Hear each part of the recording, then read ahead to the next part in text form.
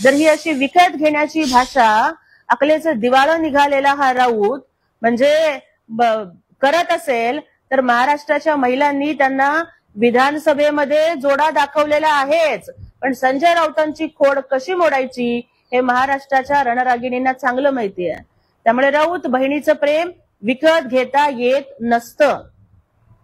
महाराष्ट्राचा लाडका भाऊ म्हणून 2 कोटीपेक्षा जास्त असणाऱ्या लाडक्या बहिणींना हक्काची ओवाळणी दर महिन्याला पाठवणारे एकनाथजी शिंदे साहेब तर म्हणतात की कोणत्याही पदापेक्षा लाडका भाऊ, लाडक्या बहिणींचा लाडका भाऊ हे पद माझ्यासाठी सगळ्यात श्रेष्ठ आहे.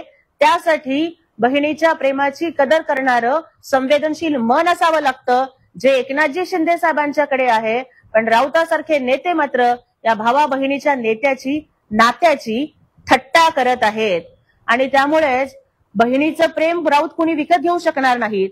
परंतु या जगामध्ये जर असा कुठला बाजार असेल की जिथे जर अक्कल विकत मिळत असेल, तर पावशेर नेता असणाऱ्या या संजय राऊतांनी कुठून तरी छटाकभर अक्कल विकून घ्यावी, अक्कल विकत घ्यावी आणि रोज सकाळी नवसागर मारून करणारी ही नवटाक वक्तव्य त्यांनी थांबवावीत. अन्यथा महाराष्ट्राची जनता त्यांना रस्त्यावरती फिरू देणार नाही.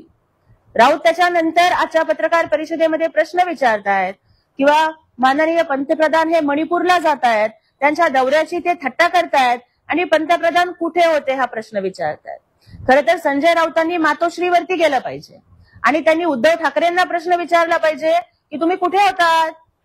अरे परवाच नेपाळमध्ये जे काही घडलं आणि तिथे महाराष्ट्रातले, भारतातले अनेक पर्यटक अडकले होते, त्यावेळेला आजारी असताना सुद्धा माननीय उपमुख्यमंत्री एकनाथजी शिंदे साहेबांनी त्या सगळ्या अडकलेल्या पर्यटकांशी संवाद साधला, त्यांना धीर दिला.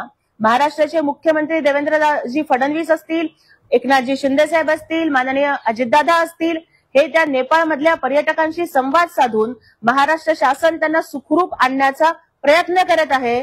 पण अशा वेळेला मात्र अजूनही उद्धव ठाकरे हे घर कोंबडा बनवून बसलेले आहेत. राऊतांनी त्यांना प्रश्न विचारला पाहिजे.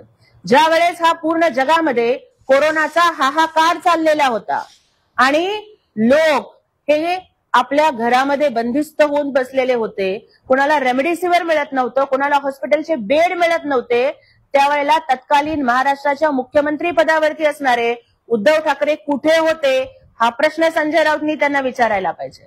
त्यावेळेस मंत्रिपदावरती असणारे माननीय एकनाथजी शिंदे साहेब हे महाराष्ट्राच्या रस्त्या तर या शिवसेनेच्या ज्योती वाघमारे या बोलत होत्या आणि त्यांनी संजय राऊतांवर घणाघात केलेला आहे. उद्धव ठाकरेंना राऊतांनी प्रश्न विचारावेत असं त्यांनी म्हटलंय. जिथं औषधं मिळत नाहीत तिथं औषधं पोहोचवण्याचं काम करत होते. अगदी स्वतःच्या जीवाची पर्वा न करता अंगावरती पीपीई किट घालून अगदी आयसीयू मध्ये ऍडमिट असणाऱ्या कोरोनाग्रस्त गंभीर रुग्णांना सुद्धा धीर देण्याचं काम करत होते. आणि त्यावेळेला उद्धव ठाकरे मात्र आपल्या घरामध्ये बसून फेसबुक लाईव्ह खेळ खेळत होते. आणि त्यामुळं ते जे काही आता उद्या करणार आहेत ना अभियान, काय माझं कुंकू, माझा देश वगैरे वगैरे, अहो संजय राऊत तुमच्या नेत्यांनी फक्त आतापर्यंत माझं फेसबुक आणि माझा लॉकडाऊन एवढं एकच अभियान या महाराष्ट्रामध्ये राबवलेलं आहे. महाराष्ट्राची जनता जेव्हा उपाशी मरत होती, महाराष्ट्राची जनता जेव्हा कोविडच्या काळामध्ये एका रेमडेसिवीरच्या इंजेक्शनसाठी तडफडत होती, महाराष्ट्राची जनता ज्या वेळेला हॉस्पिटलच्या एका बेडसाठी तडफडत होती, त्यावेळेला रोज फेसबुकवरती येऊन मिरवून घेण्याचाच उद्योग तुमच्या नेत्यांनी केला. आणि म्हणूनच लोकांनी त्यांना कायम घरी बसवलेलं आहे, कारण त्यांना घरात बसणं आवडतं. ज्या वेळेला पहलगामचा हल्ला झाला त्यावेळेला माननीय नरेंद्र मोदीजी असतील, माननीय अमित शहाजी असतील, हे पहलगामला गेले.